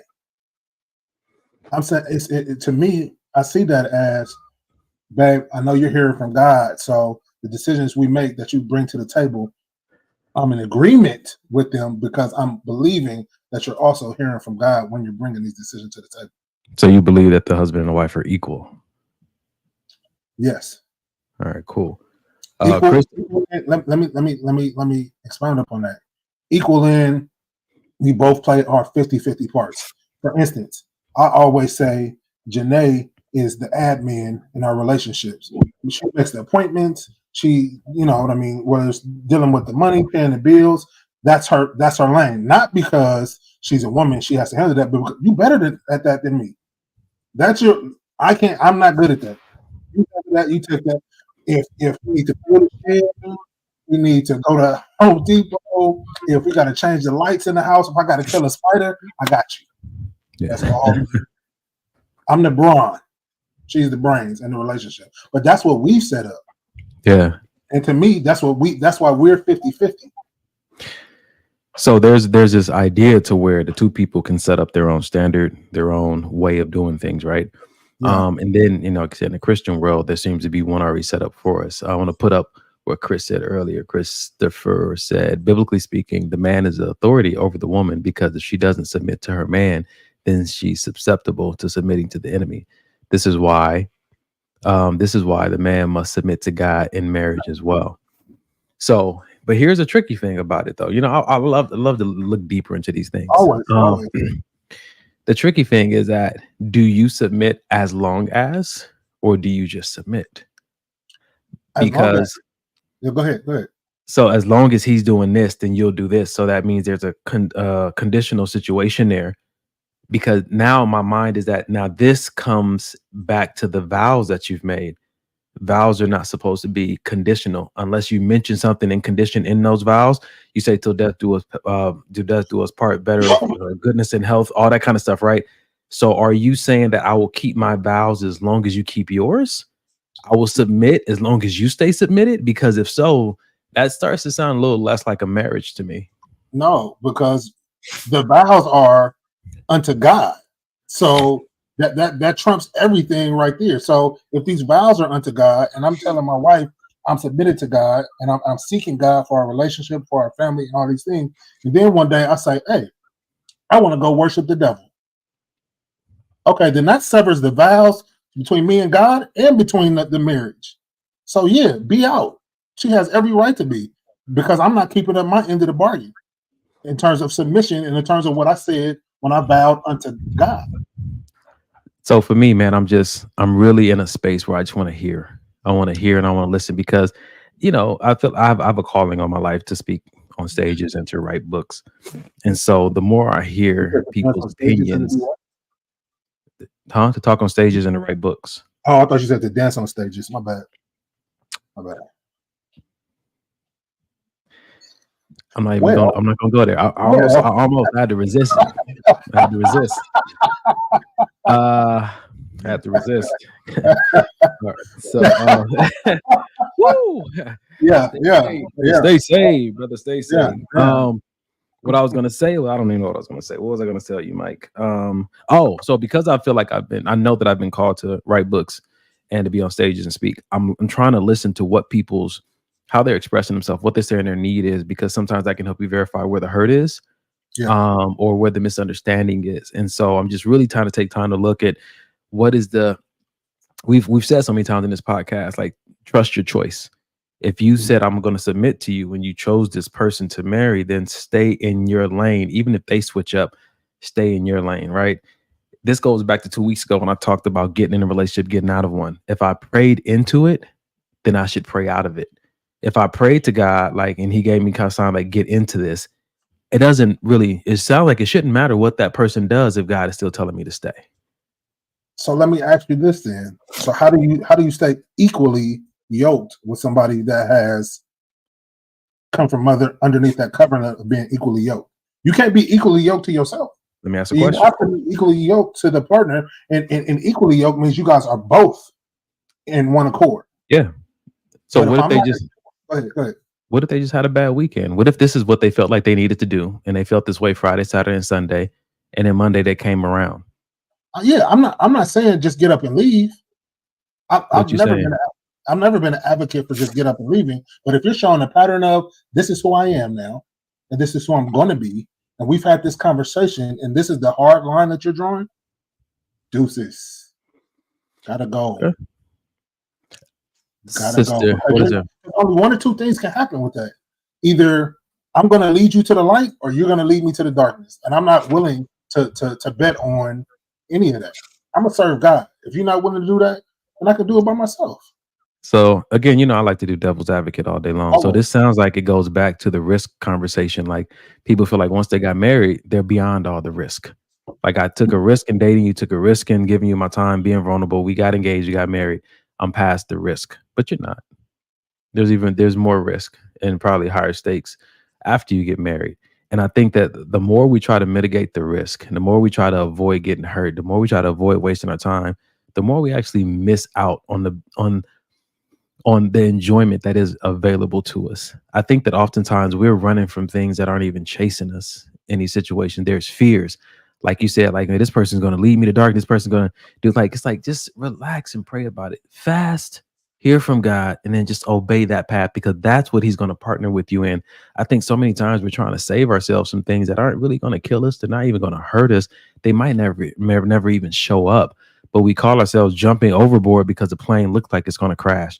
When it just lost altitude, there's a little turbulence, but you bailed. You know what I'm saying to you? And that's why I think it's good. Like if you prayed and spent all the time in meditation to see if there's something you should pursue, and it was, then go through that same process to see if you should stay or abandon ship. You know what I'm saying to you? I think that for me, that's just a good rule of thumb. You know, everybody's going to do what they want to do, but yeah. It is a good rule of thumb. And I think you mentioned that on the last podcast, and it's definitely, I mean, it makes sense. It makes sense. You did all of this to get here, so do all of that when it's time to leave. Right. You know what I'm saying? If you feel like legit, I've heard from God to be here, to be in this relationship, he has you there for a reason. So anything outside of that, you just picking up and leaving because you guys argue a lot or something else has happened without seeking God in order to get out of that, because God may turn that whole thing around. And like Pookie said, don't ask God, can I leave? Pookie said, don't ask God what you want. Ask God what he wants. Like that's the key to it. Christopher said here, a husband must strive to replicate the love of Christ to his wife. This is something that that only can be done by the power of the Holy Spirit, the power of the Spirit at work. And when I'm reading this and I'm thinking about it, this is something that we used to say all the time with me, you, Errol, and Carrie was on the show, that you're marrying another human who is in the process. If he's a Christian or she's a Christian, they're in the sanctification process. If they're not, then they're still evolving in some kind of process. Either way, they're in a process. That means this person is going to continually changing one way or another. You know what I'm saying? And for you to say that I can only have sustained happiness, peace, and commitment here if this person stays the way that I like them, then I don't know, maybe you don't understand what this is supposed to do to you or what this means. And that just comes from me. You know what I'm saying? Everybody else may have their own definition of marriage where you can invite other people into the marriage. You know what I'm saying? Like, you know, so it even whatever it is, like these conversations need to be had. 'Cause a lot of people are disappointed because they didn't first identify what it was that God had called them to, so they could better identify who it is they should be doing that calling with. And I think that what comes along with that is understanding why the two must be, they have to become one, because that environment is only going to, what God has intended is only going to be birthed from two people who have become one, right? It's not going to be like my dream come true and then their dream come true. It's God's dream come true through both of us who will become one. Just, you know. Yeah, no, you're right. That's why it's so important to stay fluid when you're in these relationships. Rachel, how old are you? True, but some women are trifling. Who used that word trifling? You at least 30. Facts. You know what I'm saying? Listen, man, I ain't never been married. Mike, you've been married, so you can speak to this. But I know that there's been seasons where I've been going through some stuff, and I act real out of character. You know what I'm saying to you, and I'm grateful for grace. Yeah. I'm grateful for patience. I'm grateful for people who can walk through those seasons with me. And it's crazy that because people who have walked through those seasons with me, as a result of that, the bond has become deeper and stronger. Right. Yeah. You know what I'm saying? And I don't believe that, you know what I'm saying, it's just like all these hardships that people try to speak over the marriage institution have to exist. But when something does show up, it's great to be able to go through it with your friend. Yeah. So I want to know that's going to hold you down, man. That friend thing is so important in relationships. It is rude. I'm sorry, Miss Tolliver. Not now, Miss Tolliver. Yeah, now you're trying to say she Miss. I'm sorry, Miss Tolliver. I'm sorry, Mrs. Tolliver. Go ahead, bro. My bad. That's funny. Damn. All right, Dub. He said, is she a wife or a knife? Will she help me or kill me? Good God. Good God. How about this, man? How about, since we talking about this, I've been saving this one. Here you go, Mike. Do women extend the same amount of grace towards men as they expect men to give to women? Women want grace that we do not give at all. We expect people to accept our bad behavior, our attitude, all of the trauma that we've had in our past, our kids, our baby daddies. We want men to accept all of that. And as soon as you do one thing, that's it. So I do not think that men get the same grace as women. I think everybody makes excuses for us. But yeah, no, I don't. I don't think that you guys get the same grace as we do. Mm-hmm. And you should, because you deal with a lot more than we do. Do women extend the same amount? Where you at, bro?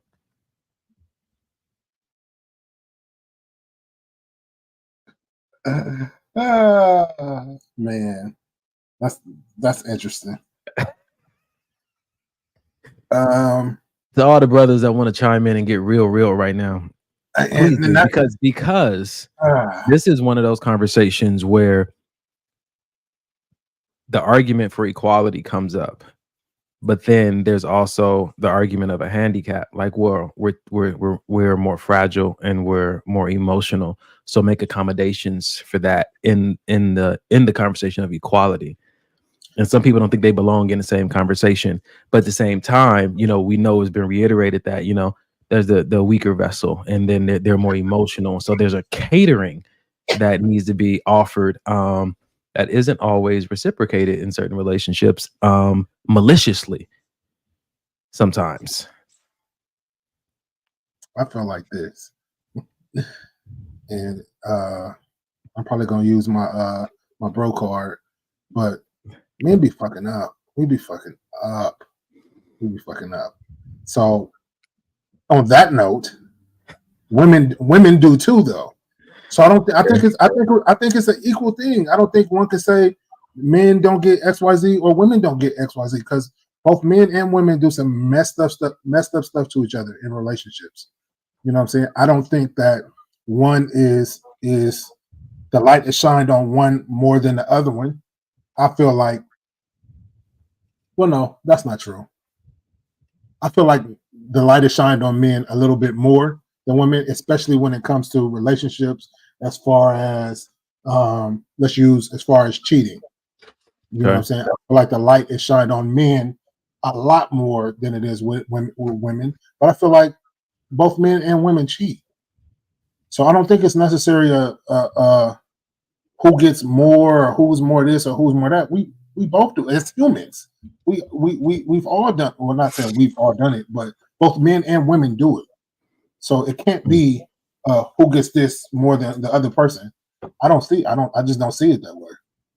I wanted to say that yeah, men, yeah, but I'm not being honest if I do that. One of my friends said, I beg to differ with that one. Both men and women can be emotional, and both can be strong. It depends. I think it depends on the individual person or the relationship. And so when we hear these blanket statements or these generalizations, so often we can connect so deeply with them because we're thinking about a few instances. How many instances is it? Instances when it was true for us, where we did experience that same grace not being extended to us. But are we also thinking about why? Are we also thinking about, you know, what kind of environment that I had been setting? Or are we really thinking about, like, this is something I had a conversation with one of my friends about, like, in a relationship, keeping score, like, how many times you do this versus how many times you do that. And like, and for me, that's always been a no-no. But then when you have these kind of conversations, it's kind of hard to backtrack and be like, man, is our grace extension towards each other equal? And for me, I'm like, that's not the appropriate conversation. Some people may need more grace than the other person. Like for me, I don't need apologies. I need change behavior. You don't ever have to say sorry to me. Show me different. Show me you understand. You know what I'm saying to you? That's all the apology I need to see, right? Some people need to hear the I'm sorry, that I apologize. So like when my friend is saying here, like it depends on the person. Some people may have grown up in a household that just showed grace so generously, right? And so they're just built to do that often. The other person didn't come from that. And so they don't extend it as often. But that person also doesn't put themselves in situations that need a lot of grace. I think if we stop trying to, who's giving this much and are you giving the equal, and is this being reciprocated in a way that I can measure it out and say, okay, saying this is even. I think that's where, again, for me, it just comes back. That's where you're not really enjoying what this could be. You've got all these other things going on in your brain and in your heart, and it makes it more challenging. Now, we'll say I have been in some relationships where the same grace they were asking for wasn't extended to me. In the same breath, it wasn't a marriage. We were dating, and we were in our boyfriend girlfriend type relationship, so it wasn't a marriage. And so sometimes people want to put the mandate marriage on a boyfriend girlfriend type relationship or a dating situation. Neither of us are each other's spouses, but sometimes people want to expect spouse behavior from someone who has not wifed you or someone who's not your husband. Like, it's just, we have to think about like what's appropriate for where we are. I think that there should be a limit on how much grace you show someone in the dating arena as you're trying to move to marriage, because some things you need to be like, oh, that doesn't work for me, and it's okay that doesn't work for me. The grace I'm about to show you is called release, because I'm not going to get revenge. I'm just going to step away because you have to know that this doesn't work for me, and we can't continue down this path without one of us giving up something that's essential to who God called us to be. So grace can take on different faces as well. I guess that's what I'm saying. Agreed. Agreed. Yeah. It truly has to be ordered by God himself and his timing. Yeah. Mr. Oliver said, y'all do have to remember y'all are made in the image of God first. Yeah. So I saw that. So I believe, and I agree, we were made first, but we also have to look at who the first person to sin was. What man? Was it? So I had this pastor say that women didn't sin. It was man that sinned because the command came to a man from God, and he was the one supposed to be the gatekeeper for that particular. They said that if Adam would have never bitten the fruit, and only Eve would have, the mankind would have still been good. That's what certain pastors say. Yeah, I was going to say something very derogatory, but I'm not going to. So check this out, Mike. I want to throw this verse at you real quick. 1 Corinthians 11. Some people already know where I'm going with this. Sound like we at church. 1 Corinthians 11 says, 1 Corinthians 11, 8 and 9. For man did not come from woman, but woman from man. Neither was man created for woman, but woman for man. It is for this reason that a woman ought to have authority over her own head, because of the angels. Is talking about praying. Nevertheless, in the Lord, woman is not independent of man, nor is man independent of woman. For as a woman came from man, so also man is born of woman, but everything comes from God. Just when you thought you had some leverage, you're like, man was not made for woman, woman was made for man. But when you try to use that in a prideful sense, what you end up finding out is that, but both of them came from God. Mm-hmm. And so you have to check your heart behind why you think certain things should be afforded to you more than another person. If you think that I'm the weaker vessel and I'm more gentle, I'm more emotional, so I should get this kind of treatment, versus a man thinking like, well, you came from me, and so I was first. Like, all that is rooted in pride, and all that is going to lead to division. what the ultimate thing here that I believe is that both of us came from God, and let our actions be, let our behavior be something that we are proud to take back to God and say, I did this. If I'm withholding grace, because at the end of the day, you have to give an account to God for what you do in your relationships. He knows your heart. He knows your intention. You can hide that from everybody else. You can make it seem like you were the victim. You can make it seem like, you know what I'm saying, oh, I came from a good place, but God knows your heart. And you know, ain't no getting around the consequences, karma, whatever you want to call it. Ain't no getting around what comes with that. Yeah, buddy.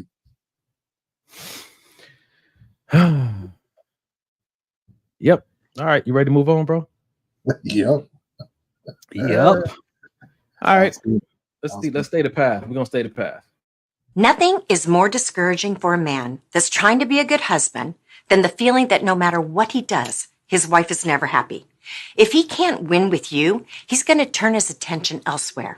It may not be toward another woman, but it might be toward his children or his hobbies or his sports or his job, anywhere he feels like he's winning.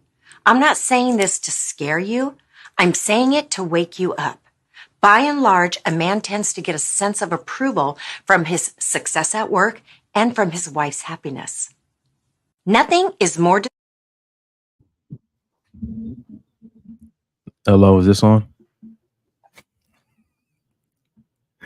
Listen, I love certain videos from this woman because she does highlight something I feel like has been near and dear to my heart. I want to see my woman happy. That is so foundationally important to me. And so when you find yourself with a woman that's quote unquote hard to please, it is very discouraging, especially if the reason she's hard to please has nothing to do with your effort. It has something to do from somewhere else, somewhere outside of that relationship. Because as a man, like, I want to fix that and change that for you. It does nothing better for me than see you happy. But then now we're out of pocket. Now we're overextending. Now we're diving into territory that's only for her and God. But the fact remains that it's still challenging to see your woman unhappy yet again. I don't feel like you made a statement that I don't necessarily agree with. You said as a man, we want to fix that. I think as fixers, as you and I are, we want to fix it. But I don't think all men there innately want to fix it. Some men are just like, you don't think so? No, because some men are like, oh, you're not gonna be happy no matter what. I'm out. Don't they say that from a place of having had tried to fix it and they recognize like, oh, you don't have a happy button.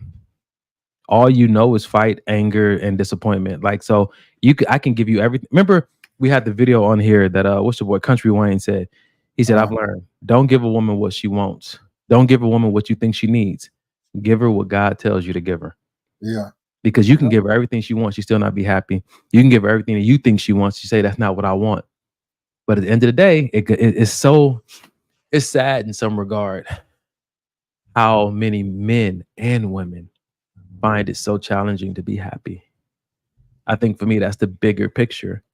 It is. This goes back to the beginning of our podcast about changing away your body and everything. What are we looking for?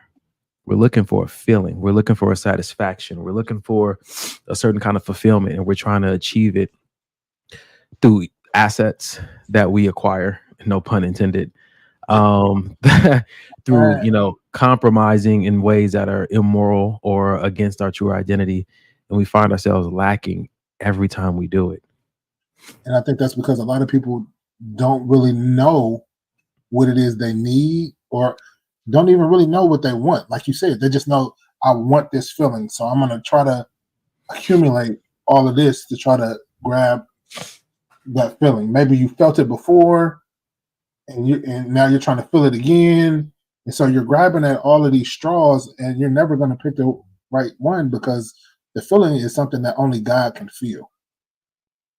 Listen, if God, I'm not going to say God struggles. He doesn't struggle to do anything. But if all that God has done for you doesn't bring some kind of joy and happiness to your life, I know I'm about to come up short.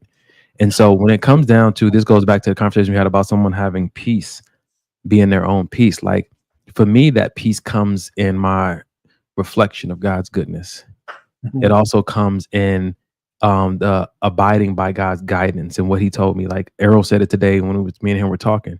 He said, when the Bible tells you to guard your heart above all else because from it flows the issues of life, that's probably the hardest piece of, like, not hard, like difficult, but like the dopest piece of advice you can give someone. Guard your heart above all else, because the more you expose yourself to, you could be numbing yourself out or making it extremely challenging for you to find happiness in life. It almost goes like, with sex. Some of my homeboys I knew from back in the day have had so much sex that they can be in certain environments and it's hard for them to get an erection. It's hard for them to get excited about anything because they've exposed themselves to, a lot of, very lewd things, right? And things that really weren't healthy and helpful for them. And I think that that reminds us why we need to get healed and go through our trauma, trauma informed classes and how to go through therapy, but also how we need to reserve and preserve ourselves in certain environments. That's why you can't be arguing with everybody out in the streets. That's why you can't be gossiping with people at work, because all of that stuff is affecting the condition of your heart. And so now, when people do something nice for you, you think that, oh shoot, they're out to get me. They're trying to get one over on me, because you've continually exposed yourself to scammers. You've continued to expose yourself to stuff on social media. And now people's good intentions don't come across as good intentions to you. It's just really challenging for you. People can say, I'm telling you, I love you. I'm showing you I love you, but not the way I need to see it. But what you're really looking for is not something that you're going to get from any human being. You've allowed certain things through your ear gate and your eye gate. There's a virus at operation inside of your perspective. That's not going to allow you. Got to cleanse that. And you have to refrain from letting that stuff come back into your life, because you're not seeing the love that's sincerely being shared to you, man or woman. Yeah. Yeah. It's facts. Jesus. Well, let's read this one. Oh, my friend, she got access to the VIP line. She says, exactly. I feel like the men who say, no matter what I do, you're never happy, is someone who is saying that from experience of trying and feeling like they failed. I believe that men by nature are taught to be providers, which we learn in our adult lives that no one can make you happy. Yet a good man will still try to make their woman happy. If you're in love with your person, you find joy in your person's happiness. I have to agree with that. It's true for me. It's true for me. You know what I'm saying to you? And I think that video goes back. It's been incredibly discouraging to be trying to do so many things to make life easier for the person that you're with, to make life all that they should be experiencing because of love that they've never really gotten, and how God has been grooming you to love somebody like this, right? And you're doing it, and it's the discouraging part is not that discouraging part is that it's not landing. Like there's something even more powerful, or something more deeply rooted that's like blocking it from landing with your person. And as a man, I think that innately inside of me, specifically, to be a provider of the things that make life easier for you, to make life more fun for you, is extremely important for me. It's a reflection of, to see a woman's joy in her face, it's a reflection of two things: that she has a God that loves her and a man that loves her. Separating that from friends and family, stuff like that, I think, like, for me, it's just always set with me. Now, could that be the people pleaser in me? Could it be the fixer in me? Not sure, but I know I did start therapy last week. So I got a new therapist that I'm working with. I chose a woman this time. And so, you guys can hear some updates about that. But I think inside of me, that is true. That does exist. It would nothing make me happier to see my woman cold and I give her every piece of clothing I have on. I'm sitting there shivering, but to know that she's warm and she's happy and I'm gonna be all right. Like, something about that just makes me happy. I'm looking for a place to sacrifice. I'm looking for a place to die to self daily. But to do that and to have that just kicked around, like, what is this? Like, that's my life that I'm giving you. So there we go. Hearing all of this, I would have to hold on. That is the most real and respectful response I could have seen tonight. Yeah. I'm glad I'm not a man. Go ahead, bro. So to hear you say all of that, I would have to ask, are you wanting these things to validate you in the relationship? Validate what about me? I don't know, because I keep hearing saying I need to you said when you were talking about you said two things that gives you two things. It lets you see that you have God that loves her and that a man that loves her. Yeah, but I heard you in when you were talking about these things, you kept referring to what you needed. You kept saying, I need this for her. I need this for her. You see what I'm saying? So then that makes me ask the question, are you doing these things for her, or are you doing these things to help to validate how you feel about you by doing these things for her? You know what I'm saying? Like you know how those people, and I know the answer, but I want to just talk about it for the people that are watching. I know the answer because I know your heart. But so what I'm asking you is, you know how some people, they'll do things for people, and I'm giving out turkeys on Christmas, and I'm doing all of these things for the community, and yeah, but you're not really doing that to help the community. You're doing that to make yourself feel better. It's about you know what I'm saying, to help validate you, how you feel about you. Oh yeah, I did that. I can look back and say, yeah, that's my work. Look at all those happy people because of me. I did that. Yeah, that's all me. You know what I'm saying? Because I don't want anybody to get to think that. I'll let you answer the question. It's my role, bro. Mm-hmm. It's not about affirming me. It's about God seeing him. This goes back to what I said, a few months ago. It's that allowing God to love that person through me. Yeah.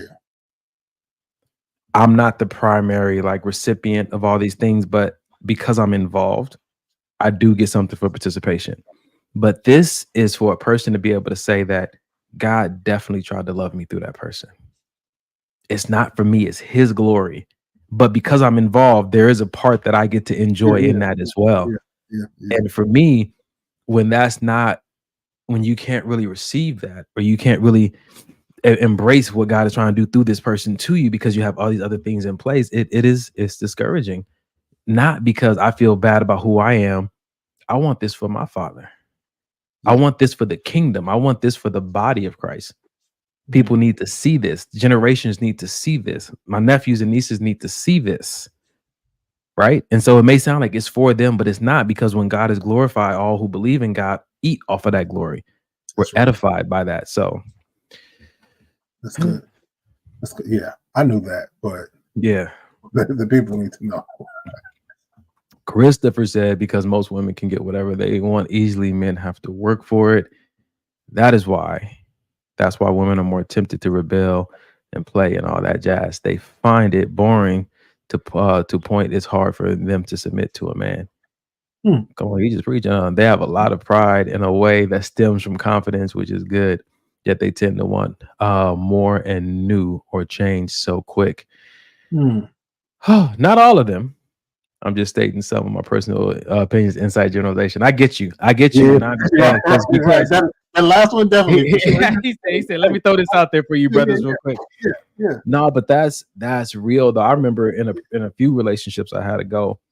I was like, I was just being a good friend. Like, I've never met a woman as prideful as you before. You know what I'm saying? And she received that well, and she was able to identify where it came from. And I was like, well, look at the self-awareness on you, right? So it never did turn anything like crazy, because when a friend tells you points out something about you, like you got something on your shirt there, you don't get offended and get mad at them. You say thank you. And I know what happened. I was hanging out with this person earlier that we had a food fight, right? It's something that pride. Now I've come across that with a few other women as well. And as much as I want to be initially mad at them, I understand that comes from a wound.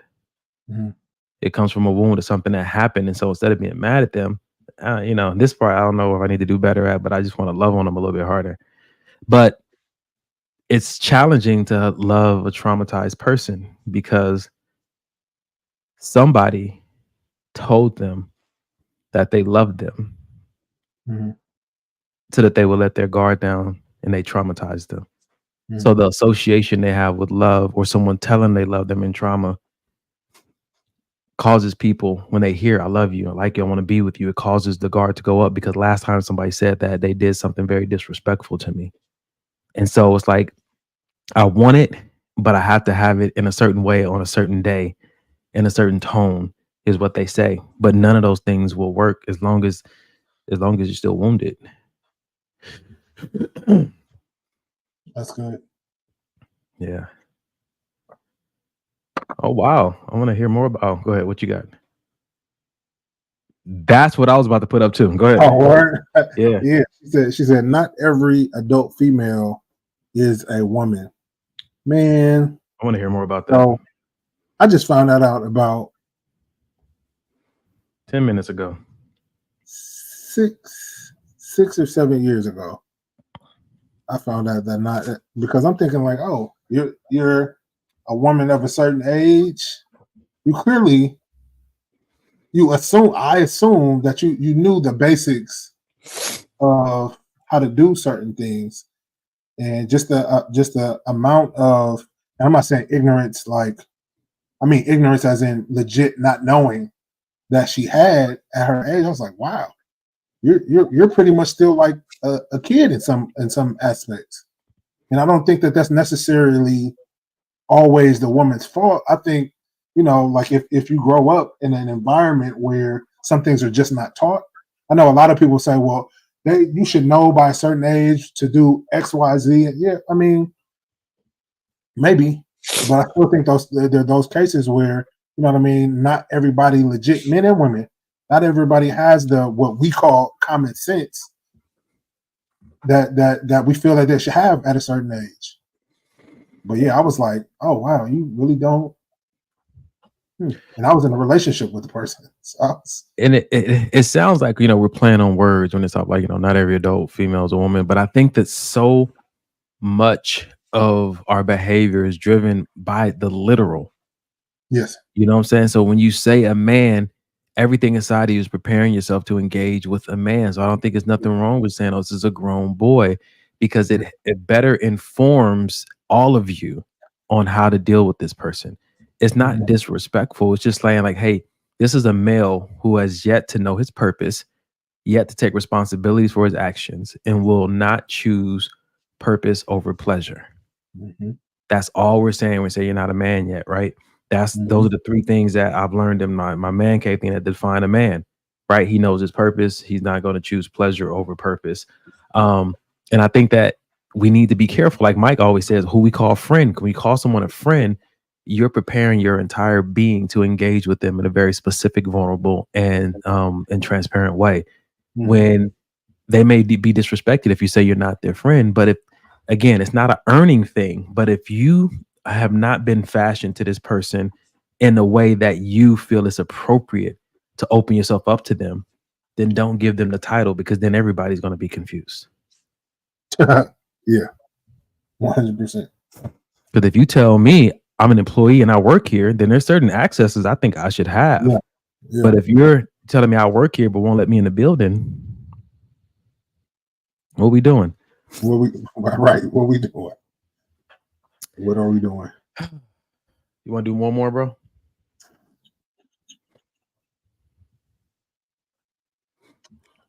No.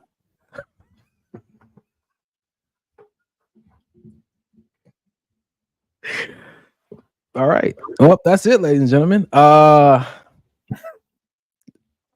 You asked. I mean, did. I could have lied and been like, oh yeah. You don't want to. I don't. We're going to practice what we preach. Mike is ready to go. I need to go blow my nose. I like that's going to take all night. Anyway, ladies and gentlemen, if anything was said tonight and you want to get deeper, more, you want to get more help concerning any topics that came up for you that may have been triggering areas of your life where you want to do some more self-work, you can call the crisis hotline 988. You can also go online and chat with someone virtually. No need to be ashamed. I've had people who've called this hotline before. It's been very beneficial. They can connect you with therapists, group therapy, psychiatrists, all that kind of stuff. Like I told you guys earlier in the podcast, I have a new therapist. My insurance, do my job, is paying for it. Started with her last Wednesday, I think it was. And our next session is this Wednesday coming up. I'm actually, I've been to therapy about my father. I thought I was going to go to therapy about one thing, but by the time I was actually able to book my session with her, we're going to start by focusing on my time as a male exotic dancer. And we're going to talk about how that is still impacting how I do life, how I do relationships, how I do self-love, how I see the world around me. And I have not opened up to that in detail, except for like with some friends. So this is going to be interesting. Of course, you guys get a front row seat to certain parts of that therapy as I come back and I share. One thing I have learned is that these parts of me are sacred. And so I don't want to exploit myself. Shoot, am I frozen? Yep. Nope, I was on a rant. You good? You good? No, I can still hear you. We can still hear you. You were just frozen. Okay. Well, anyway, so 988 is the number you can call if you need help and guidance in any regard concerning anything we discussed tonight. That's crazy how that therapy flip a doozy on you. You think you're going there for one thing, something totally different unfold. For real. Hey, man. Mike, kick me out so I can come back into my video can restart.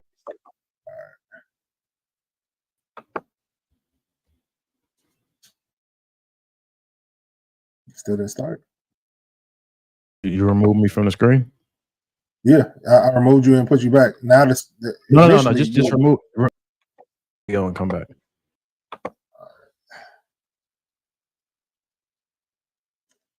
If you can hear me, you probably just got to remove yourself. I can't do it. All I can do is there it goes. All right, ladies and gentlemen, while we're waiting for Donovan to get back in, hope you guys enjoyed the show. You guys can always catch it on YouTube or rebroadcast. We usually put little small commercials up on our IG page, but if you did enjoy it, please share it with somebody. Like I said, our socials on Facebook, Instagram, and YouTube. Maybe this will help the podcast every Sunday night, 8 p.m. PST. I think he already did the hotline number. I guess I'll just go ahead and pray us out. I don't know if Donnie will be back. Father God, I thank you for another great show. Thank you that we reached the people that were supposed to be reached and the people that viewed today were supposed to hear, Lord. We thank you that this upcoming week that we will be blessed, that you will order our steps, and that you will protect our hearts, our minds, and our spirits, Lord. We thank you and praise you for all the things that you're going to do for us this week, the things we know about and the things we don't know about, Lord. We thank you that you send your angels out to protect us, Lord, protect our family, our loved ones. In Jesus' name we pray. Amen. Till next time, we appreciate you guys for coming out. Have a great night. 2 Chainz.